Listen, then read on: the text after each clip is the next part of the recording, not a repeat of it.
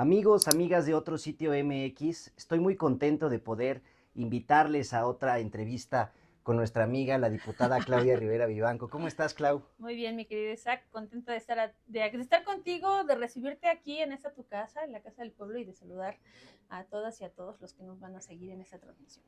Claudia, yo te sigo desde 2017, que te conocí en una brigada, porque tú antes de ser alcaldesa, tu carrera política fue un ascenso impresionante, pero tú eras brigadista con nosotros, repartías el periódico Regeneración casa por casa, andábamos en los municipios, en las colonias, en las calles. ¿Quién es Claudia Rivera Vivanco para los que nos están escuchando? Que bueno, tú eres muy conocida, la mujer más conocida del estado, pero aún así cuéntanos, ¿quién es Muchas gracias. Pues Claudia? sigo siendo brigadista porque es una de las tareas, de los deberes en esta cuarta transformación, a quienes nos tocó el honor de venir a romper con el molde de la política tradicional y por lo tanto de los y las políticas tradicionales, sobre todo los políticos tradicionales. Y eso conlleva un activismo vivo. Morena hoy no solo es un partido político, es el movimiento social más grande de América Latina y como movimiento enarbola la defensa de derechos humanos, de los principios que vigilan y guardan el amor al prójimo, de aquellas acciones que nos permiten hacernos más conscientes como sociedad.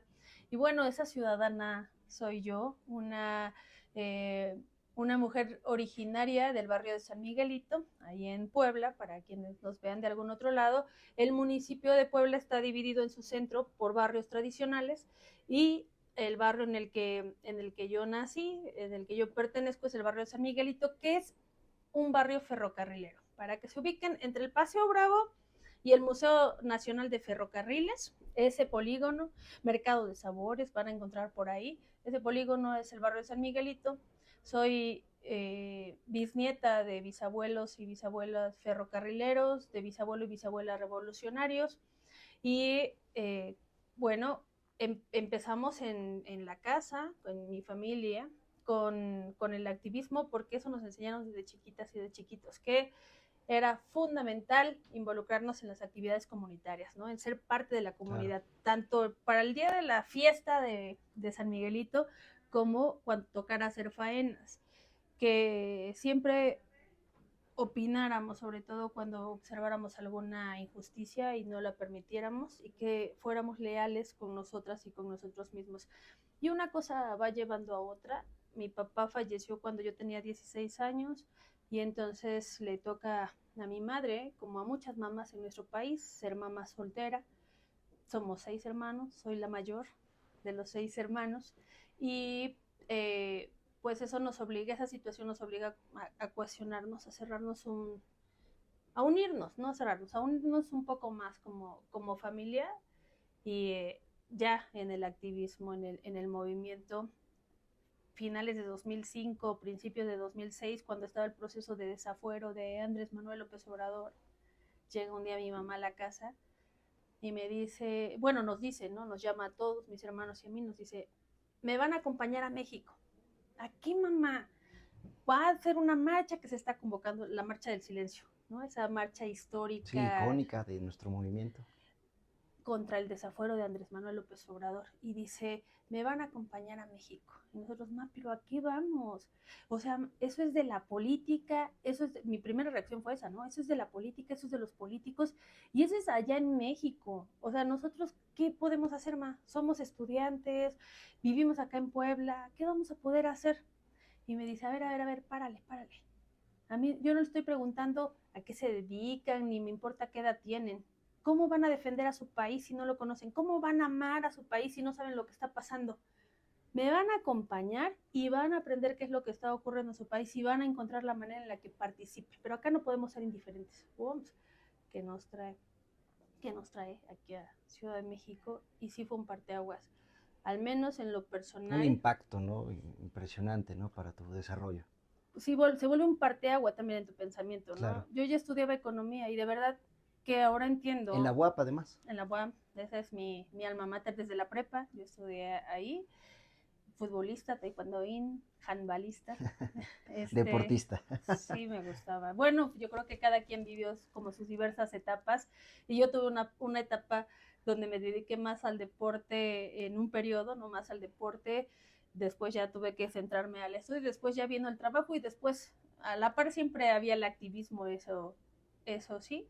Yo ya hacía política de cierta manera, pero no lo asumía como Claro, tal. No no te era, asumías como política, ¿no? ¿sabes qué me pasaba? Que era como nos pasa a muchos ciudadanos y ciudadanas, ¿sí? Cuando dicen, no, yo soy apolítico, ¿no? O yo prefiero, sí participo en temas de mi comunidad, pero no en la política. Y también participar en la comunidad, opinar sobre nuestros derechos, sobre el agua, sobre el aire, sobre las Y hay quienes mascotas. son grandes Eso políticos. es política, ¿no? Y hay Sí, muchas claro. formas de hacer política.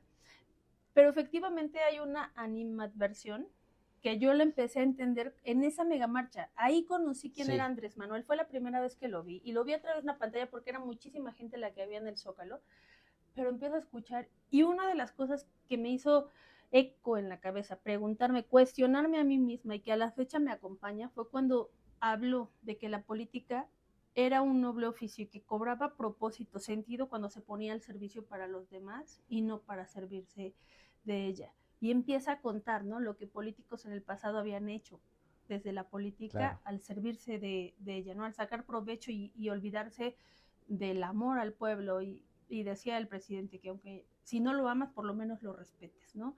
Entonces, me empecé a preguntar, ay, es cierto, a lo mejor por eso es que yo no tengo tanta confianza en la política y cómo se cambiará, ¿no? Esa es la primera pregunta que te haces, ajá, y entonces cómo se cambia, y entonces cómo modificamos, y una cosa va llevando a la otra, ¿no? Y al final lo Claro. que propone el presidente eh, es que se rompa con ese modelo tradicional, es que nos atrevamos a hacer las cosas de diferente manera, es que haya un relevo generacional, es que se le dé la oportunidad a gente como tú, como yo, como muchos otros que venimos de la sociedad civil, Claro. que no tenemos relaciones con el poder político y económico, pero que somos ciudadanos, que tenemos voluntad y ganas de que las cosas mejoren en nuestro país, Sí. y entonces la oportunidad de levantar la mano. Eso es lo que es el movimiento de Tu regeneración. caso es muy peculiar porque eres de la generación de autoridades electas en 2018, Ujú. además eres mujer, que lamentablemente se ve como una dificultad o es una dificultad en Sí, la lo sigue política, haciendo. lo sigue siendo, y gobernaste una de las ciudades más pobladas del país, una de las ciudades más cosmopolitas Sí. del país, en tu primer cargo público. Y bueno, evidentemente al ser tu primer cargo público, eso desató una guerra mediática en contra de ti, en contra de tu familia, en contra de tu administración, que destacó mucho el aspecto de la inexperiencia. Bueno, evidentemente también la violencia política de género, pero específicamente sobre la inexperiencia, ¿tú consideras que hubo una curva de aprendizaje prolongada en tus primeros años de administración? Mira, todas las personas, incluido nuestro presidente Andrés Manuel, que por primera vez ocupan una posición, tienen una curva de aprendizaje, todas y Claro, todos. Sí, efectivamente, hay una exigencia mayor para las mujeres, una carga social y en lo político y mediático, mucho más fuerte y pesada para las mujeres que para los hombres en la misma profesión o en la misma actividad. Y esa brecha de desigualdad es la que estamos tratando de eliminar, ¿no? Pero no solamente eso. Claudia Rivera Vivanco no fue atacada por ser Claudia Rivera Vivanco, sino por todo lo que representaba. No solamente era mujer en la política y en una ciudad que es más grande que varios estados de la y que República. incluso países. Era la primera mujer que venía de la sociedad civil y me toca ser una candidata que viene del movimiento, ¿no? Sin ninguna otra relación con políticas o políticos de ningún índole, ¿no? Y una familia de un barrio, como ya lo había comentado, es decir, que no tenía relación ni con el poder político ni con el poder económico como se estilaba. Me toca ser la primera autoridad soltera y la más joven en gobernarla. Entonces también hay una resistencia a las personas que son jóvenes. Bueno, venía del movimiento y soy feminista, por supuesto, y había una narrativa que se quería construir por los medios que no me había casado y que no tenía hijos porque seguramente los odiaba, o seguramente mis preferencias sexuales eran tales o cuales. Que Es no decir, tendría nada que ver, además. pero se vuelve una herramienta y una técnica de golpeteo, de estigmatización y de violencia política de género. No Así es. tendría nada que ver. ¿Una persona joven puede gobernar? Por supuesto que Claro. puede. Ahora se ha hecho una reforma en esta cuarta transformación para que se reduzca los años de edad para poder asumir a un cargo de representación popular. Y la resistencia fue brutal, ¿no? Fue Sí. quienes decían, no, qué capacidad, qué estabilidad emocional va a tener una persona joven. Ay, disculpen, pero yo conozco, y seguro tú también, y ustedes también, a muchos adultos que no tienen nada de Nada. estabilidad emocional, Sí, ¿no? O sea, es como que lo último que les pasa en su cabeza. sí, Y no podemos seguir con esa narrativa, ¿no? claro. Nos toca ser una generación que hay que ponernos a prueba, y a mí me tocó poner a prueba que era posible romper esas inercias y dar resultados. Hubo una curva de aprendizaje, sí, por supuesto, como en cualquier otra posición para cualquier otra persona. Pero además me tocó, pues, cambiar muchas de las dinámicas. Entre ellas hubo una reducción importante en el recurso que se destinaba a medios de comunicación, y No, bueno, pues pues imagínate. eso dolió. Cortamos también con contratos de acuerdos políticos, y aquí se hizo un esquema de austeridad republicana, que no es otra cosa, y ahora lo tengo comprobado, que disciplina financiera. Bueno, Claro. yo soy economista y entonces me toca arrancar con esta propuesta que hace el presidente Andrés Manuel. Me toca además entrar en funciones antes que él, ¿no? Nosotros entramos Y en el golpeteo por el fraude del gobierno del Estado. así Entonces, del gobierno del Estado. Bueno, el para, fraude electoral, perdón. hubo un fraude, y entonces en ese periodo nos toca pues un proceso muy turbulento para el Estado de Puebla, ¿no? Sí, Porque en política no hay vacíos, así es. algo llega y lo ocupa, ¿no? Y tienes que aprender también a ocupar esos espacios, porque si no, la tranquilidad es muy ruda, y eso me tocó también Sí. experimentar. Lo que a mí me parece muy triste de esta campaña mediática que tú sufriste es que fue orquestada por los mismos compañeros del partido, o que fue una guerra interna de nuestro propio movimiento. Me parece además muy injusto con tu administración, que creo que destacó en varios rubros. Yo lo mencionaba hace poco, que habría que recuperar algunos aspectos de tu administración, por ejemplo, el tema de movilidad, el tema del archivo histórico, el tema de la política cultural, pero ¿tú de qué te sientes más orgullosa durante tu Es que administración? fíjate, ahí va, y eso es lo que quería yo terminar de Perdón. englobar con, hay unas curvas de aprendizaje, pero además hay una estrategia de una política nueva. Sí, Entonces, no quería, yo no esperaba que me compararan, que me valoran como habían sido en el pasado, porque veníamos a romper mucha de esa conducta del claro. pasado. Claro que hubo elementos que, si analizan administraciones pasadas, a ninguna le tocaron 5 gobernadores durante sus primeros 7 meses de mandato, y a ninguna en los últimos 100 años les tocó vivir una pandemia, ¿no? Eso nos tocó al primer gobierno de la Cuarta Transformación, incluido al presidente Andrés Manuel López Obrador, a tu servidora como presidenta Sí, municipal. Una de las estrategias, bueno, los ejes rectores eran el combate a la corrupción, pero además el impulso a la igualdad sustantiva de género. Me toca instalar el primer gabinete paritario. Esa política me era mi obligación, pero además era mi convicción, y también fue un tema de golpeteo. Integré al gabinete gente joven, integré a una secretaria que era invidente, y el golpeteo fue brutal. Vaya, ¿cuántas denuncias aflora tuviste? la mezquindad. Más de 200 denuncias, ¿verdad?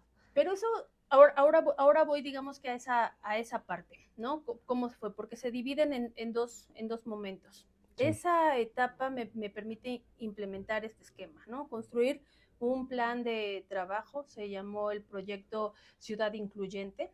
De sí, ahí que se escucharan los colectivos, por ejemplo, al colectivo de movilidad, y que se impulsara una agenda de movilidad activa. Tenemos el récord de kilómetros de ciclovías, ¿no? Con recursos propios en una administración. claro. Casi 3 veces más de lo que habían hecho las últimas 4 Si no mal administraciones de recuerdo, la fueron primera. 17 kilómetros. Cerca de 54, Es cierto. un poco más de 50 kilómetros.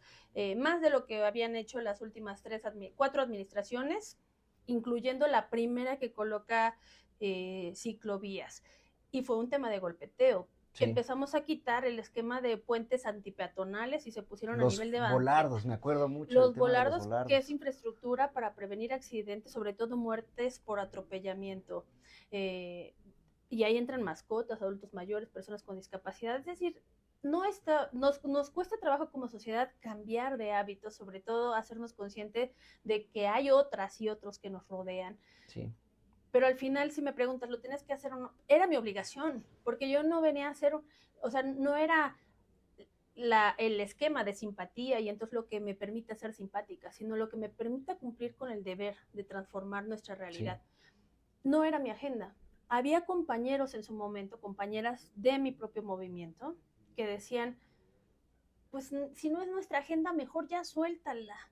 Pero si algo tenemos, o al menos yo, es que no puedo ser indiferente si ya recibí la información y los datos duros y sé cuánto nos está costando la indiferencia en atropellamientos, en muertes viales, en todos estos esquemas que ahí sí era mi obligación cumplir. La seguridad era otro tema.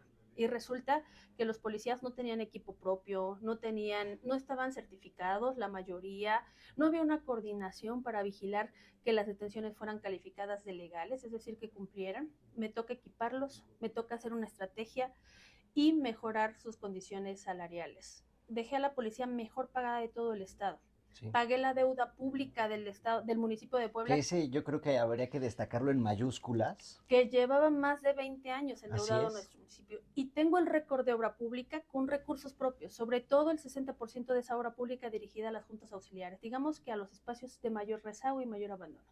¿Con eso se resolvió toda la problemática del municipio? No. No, por supuesto que no, pero se dio una muestra muy clara de que el combate a la corrupción, la austeridad republicana, funciona para construir la paz, me toca reducir en 40% del año que entré al año que salí, 40% la incidencia delictiva. La estrategia del presidente Andrés Manuel funciona. A mí en esos 3 años, con esas condiciones adversas, me alcanzó para eso. Me preguntabas, me decías de que para poder llegar a ser presidenta si hubo golpeteo, fuego amigo, como le llaman, ¿no? Yo digo que el fuego es fuego, no puede ser Pues es llamado, cierto. llamado amigo en ningún momento, pero sí fue un golpeteo interno, porque entiendo también, ¿no? La mayoría eran hombres de los que aspiraban a ser los candidatos a la presidencia. Y lo que se estila, lo tengo que decir porque es crudo, pero es real, se sigue estilando, es que quieren los lugares de mayor competitividad y a las mujeres, pues a aquel, ¿no? Al de hasta allá al fondo, y a veces hasta el que se va a perder, ¿no? Y el partido nace con este esquema, me toca el primer proceso donde dice, no, aquí insaculación y que veamos dónde va mujer, dónde va hombre. Cae mujer y aún así recibí presión de propios compañeros, del candidato a la gubernatura en aquel momento, para que yo misma firmara una carta, también de la dirigencia del partido en Puebla, para que yo misma firmara una carta que enviara yo al Nacional diciendo que no habíamos mujeres. Pues eso era impensable e imposible que yo pudiera o quisiera hacer, sobre todo porque pues porque efectivamente era una lucha que veníamos dando el movimiento. Y si no habíamos, pues ese era el momento para darles la oportunidad. Finalmente, esta otra cosa que me preguntabas, lo del tema de denuncias. Y decía yo que hay un antes y hay un después, porque dentro de los otros efectos adversos que me toca vivir es que una vez que se repone el proceso electoral después del fraude, si me preguntan, ¿hubo fraude? Sí, sí hubo un fraude.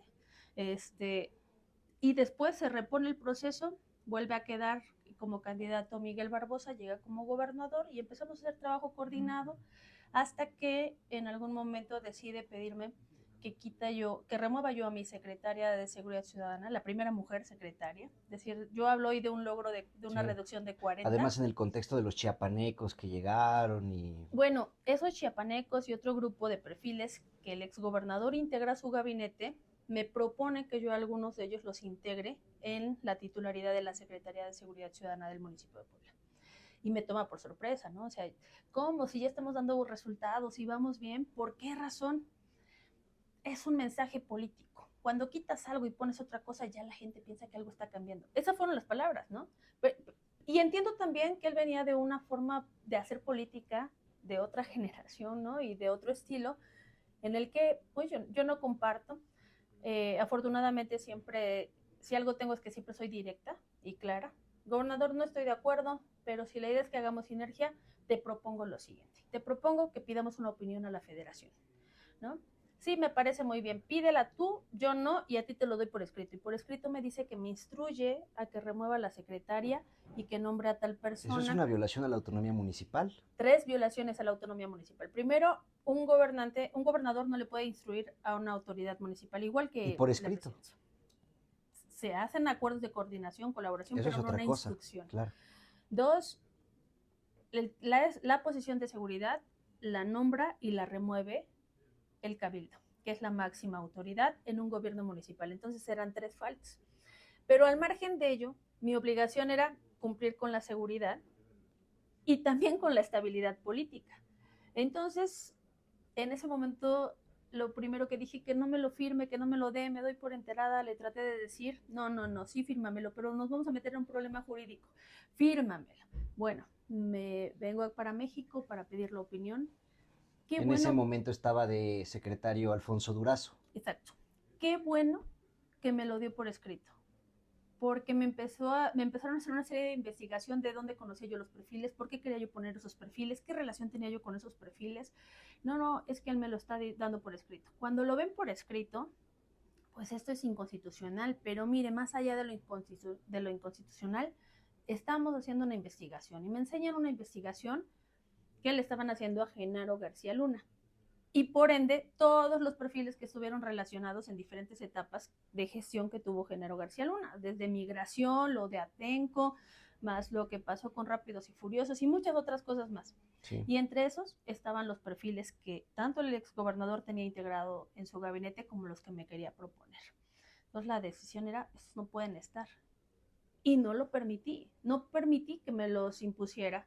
Eso le molestó evidentemente y desató Para ti ese sería el origen esa de fue, la controversia. nunca hubo ninguna otra cosa. O sea, sí teníamos diferentes personalidades, Normal en cualquier obedecemos acto político. a diferentes generaciones, ¿no? Yo vengo de un movimiento, no, desconozco cómo fue su origen político, pero bueno, una trayectoria traía, ¿no? De mayor experiencia. Al final fue el tema de seguridad. Y el tema de seguridad fue el que rompió, no quedó ahí. De hecho, todavía intentó el secretario Durazo como... ¿Mediar? Sí, antes de cualquier otra decisión y él no lo permitió. Bueno, fue muy difícil porque incluso después no solamente no quiso hacer obra pública en el municipio, ¿no? Con recursos estatales, sino me empezó a cancelar obras que tenía yo ya en marcha, incluso las que gané con Sedatu, ganamos cerca de 500 millones que pudimos Una obra, ¿no? Fue en fueron el 4, sur. Ajá. 4 obras. Fue la termoeléctrica, la hidroeléctrica, que se hizo un complejo cultural sí. en Boulevard Carmelitas. Un parque lineal que se hizo en la México 83, el mercado Amalucan, toda la reconfiguración y el Zócalo. En total sumaban cerca de 500 millones que pude gestionar para el municipio de Puebla, gracias a la estrategia de finanzas sanas, porque yo tenía que, a esta obra, aportar una parte para obras complementarias, para que no fueran acciones aisladas. Claro. Bueno, todo eso lo teníamos, bueno, pues las canceló y sabes la historia, se pierde una obra y 2 se van casi a la mitad del presupuesto. Si me preguntas si y eso era adecuado, era conveniente, bueno, pues nadie lo vio conveniente. Yo como autoridad no, y como ciudadana menos. Y como yo, muchos otros ciudadanos pues estaban molestos. Algunos sabían cuál era la razón, otros seguramente no. Gracias por preguntármelo porque ahora me da la oportunidad también de contarlo. Sin embargo, esas fueron, digamos que la forma en la que me tocó... Un sabotaje institucional, francamente. Y en la que me toca asumir. Personalmente... aunque fue un proceso muy difícil, muy complejo, porque esa molestia de no permitirle esos perfiles vinculados con Genaro García Luna en mi gobierno, lo llevó a un golpeteo mediático, pero también a una persecución jurídica. Y sí, fueron más de 200 procesos que inició, entre ellos auditorías preventivas, 7 el año de la pandemia. No hay registro de una administración municipal que haya tenido tantas auditorías, ¿no? ¿Para qué me sirvió? ¿Fue pesado? Fue muy pesado. Porque no, pues imagínate, teníamos curva de aprendizaje. Poco personal. En la pandemia estábamos enfocados en otras cosas. Además, tenías que obligar la proveeduría de los servicios públicos, básicos, esenciales, etcétera, y a la par, auditoría tras auditoría tras auditoría. Me decían algunos, no, hay que ampararse, ampárate, Claudia, que lo estuve reflexionando y dije, a ver, Es que es muy la ley. difícil porque tienes el contexto de Felipe Padjane en la cárcel, ¿no? Tienes el contexto de muchas autoridades que fueron sometidas a esa persecución. Clau, antes de terminar, no me quiero ir sin hacerte una última Sí, pregunta, sí, sí, perdón. sí. No, no, no, pero es que dijiste de algunos políticos, pero también empresarios, también ¿Sí? servidores a los que él mismo invitó y a la cárcel. Y sí fue complejo, nada más termino con eso, ese pedacito. Yo tenía clara mi decisión. Mi obligación era dar la cara, rendir y no dejar que se creara otra narrativa, informar lo que estaba pasando. No le gustó que saliera yo a decir que esos perfiles estaban vinculados, pero al final el tiempo nos dio la razón porque él mismo tuvo que sacarlos de su administración, incluso con órdenes de aprehensión, ¿no? Hoy uno es fiscal en Quintana Roo. Desafortunadamente. Pero en ese momento estaba hasta con orden De de aprehensión. aprehensión, ¿no? Porque se le habían fugado y que habían hecho un gran desmán. Y bueno, finalmente se detuvo a Felipe Calderón y otra vez, ¿no? El tiempo va dando las razones, perfiles no tenían A que haber Genaro García estado. Luna. Perdón, a Genaro García Luna, ¿no? Del gobierno de Felipe Sí. Calderón. Hay un aspecto que a mí me ha inquietado mucho personalmente, que tiene que ver con la solvencia moral de nuestro Sí. movimiento, con la identidad de nuestro partido. Tú has sido una gran defensora de la identidad de nuestro movimiento, además eres una gran promotora de los valores del obradorismo Mucho. y del humanismo mexicano, y en algún momento también te opusiste a la incorporación de perfiles nuevos. Pues algunos lo podrían decir, no, pues fue una estrategia, ¿no? Para su propia candidatura a la presidencia municipal o a la gubernatura. Pero yo creo que es más bien una lucha de valores, una lucha de identidad política. Ahora, la semana pasada se afilió a Morena Yunes Linares, que viene del Partido Acción Nacional, y que su voto hizo posible la reforma al Poder Judicial en el Senado de la República. Pero en Puebla también tenemos perfiles muy semejantes, con pasados muy semejantes. ¿Tú qué opinión tienes? Además te lo pregunto en el contexto de una campaña de afiliación masiva a Morena. Hoy Cepeda Patterson escribe en su columna para El Milenio que esta afiliación masiva Uh -huh. no construye identidad política y que al contrario fortalece a los cacicazgos regionales o a las dinastías. ¿Qué nos puedes decir al respecto? Bueno, primero me gustaría precisar que yo nunca me he opuesto a los perfiles nuevos, sino a lo que me he opuesto Exacto. es a que se crea que necesitamos perfiles nuevos porque Morena no tiene militantes que ganen encuestas. Y lo digo así porque esa declaración nos dolió en lo más profundo a muchas personas, ¿no? Y que se creara esa narrativa, ¿no? De que necesitamos buscar de dónde traer porque Morena no tiene cuadros, no tiene perfiles. Eso es a lo que yo me opongo y lo que me tocó también demostrar, ¿no? Que sí habemos, porque así como yo conozco a varios compañeros y compañeras que venimos de la militancia, que nos ha tocado crecer y que nos ha tocado competir y que no solamente ganamos encuestas, sino que además hemos adquirido una experiencia en un nuevo modelo de hacer diseño de la política pública y del ejercicio de gobierno con este enfoque humanista. Entonces, me gusta poner la analogía del fútbol. ¿Te gusta el fútbol? Me encanta, claro. Esto es como en los clubes deportivos, ¿no? En los partidos de fútbol, en los equipos de fútbol. Se necesitan fichajes, ¿no? De nuevos talentos, pero a la par de estos fichajes, para que se mantenga fuerte el equipo con La identidad casaca. y con privilegio, necesitas tu cantera y subir a tus fuerzas básicas y vas complementando fuerzas básicas, nuevos fichajes, es decir, si no pierdes la identidad, justamente esto, ¿no? La identidad, porque no subes a las bases, no subes a las bases, no subes a esa cantera. Entonces, se tiene que mantener ese equilibrio.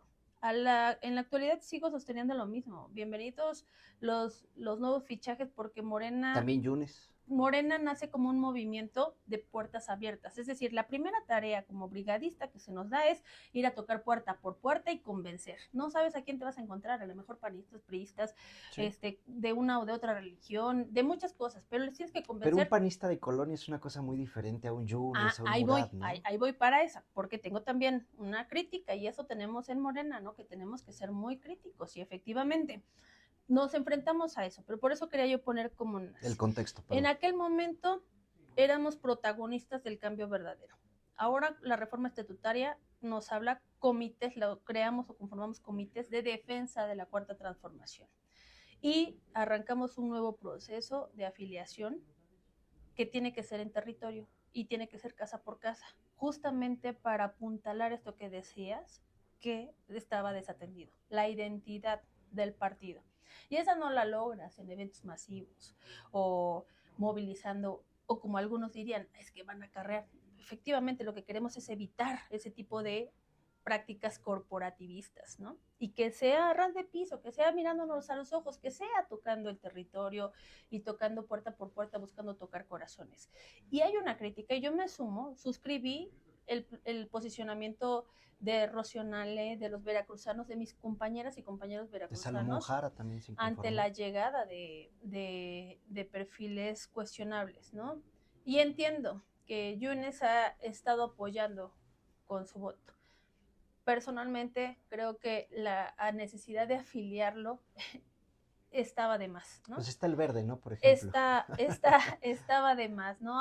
Digamos que muchos elementos, suscribí la petición de que se revisen las incorporaciones y es que más allá de la restricción, porque el estatuto sí prevé la incorporación de nuevos perfiles que no pueden ser afiliados si pertenecen a otro partido político, Hasta la ley lo prevé. en cuyo caso tendrá que renunciar a esa militancia. Pero más allá hay una parte ética, una parte Sí, moral, ¿no? axiológica Que que... además se refrenda en los 100 postulados de todo morenista, que apenas como parte de la estrategia de reforzamiento de identidad, ¿no? De estrategia partidaria y de movimiento se busca retomar.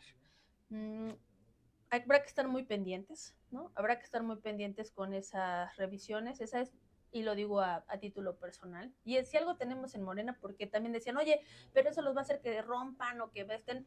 No, en Morena, si algo nos distingue como movimiento, ¿no? Y que esa es la esencia, es que tenemos que ser críticos. Sí, ¿no? No, Es la no, naturaleza y esencia de la izquierda. y no hay que permitir que se nos arrebate. Sí, vamos entrando a un esquema de ser institucionales ahora como fuerza política y como ser la fuerza política en el poder, ¿no? En el gobierno, porque al Con una final, inmensa mayoría, inaudita y mayoría. eso obliga dos cosas, una estrategia de institucionalidad, es decir, de orden, de disciplina, pero no significa por ningún motivo que dejes de ser crítica. De hecho, esa es nuestra fortaleza, Claro. ser diversos, ser diversas y sobre todo ser críticos, porque para ser críticos hay que atrevernos. Y esa es el relevo generacional, atrevernos a hacer las cosas de diferente manera, diría el presidente. Y con eso yo me sigo refrendando, ¿no? En la nueva política, en la nueva forma de hacer política, mi pecho no es bodega. Así es que rompes con lo que se Claro. decía anteriormente, es que la política es tragar no sé qué cosa y no hacer gestos, ¿no? Él la resignifica y dice, en la nueva política, mi pecho no es bodega, es decir, nos hablamos con claridad, nos hablamos con firmeza y nos hablamos con transparencia. Y eso Sí. rompe también el molde de la política tradicional. Te quería pedir un mensaje para nuestra militancia, un mensaje para un compañero o compañera que esté iniciando su carrera política para que podamos despedirnos. Mi mensaje con todo cariño, pero además con toda convicción, es que aquí nos necesitamos todas y todos, que Morena es una propuesta política, pero más allá de eso es un gran movimiento que encarna el sentir de muchas generaciones que soñaban con tener un país mejor. Y creo que ustedes y yo, como ciudadanas y como ciudadanos del presente, lo podemos lograr. Para las y los jóvenes que tienen, como me tocó a mí, en su momento tener la duda de ¿y si participamos en la política? Y es que me dan, yo lo que les digo es que sean ustedes mismas, ustedes mismos, que fortalezcan su autenticidad, porque no hay nada más poderoso en cualquier persona que ser auténticos. Y eso es mostrarnos como somos. Porque cuando lo hagan, no solamente van a ser mucho más felices en las decisiones que tomen, en lo académico, en lo familiar, en lo laboral, sino también en lo político. Y van a encontrar un gran poder en ustedes para transformar nuestra realidad. Eso es la cuarta transformación también. Saludos. Muchas gracias a todos y a todas por acompañarnos en esta entrevista con la diputada Claudia Rivera Vivanco. Gracias. A ti, mi querido Isaac.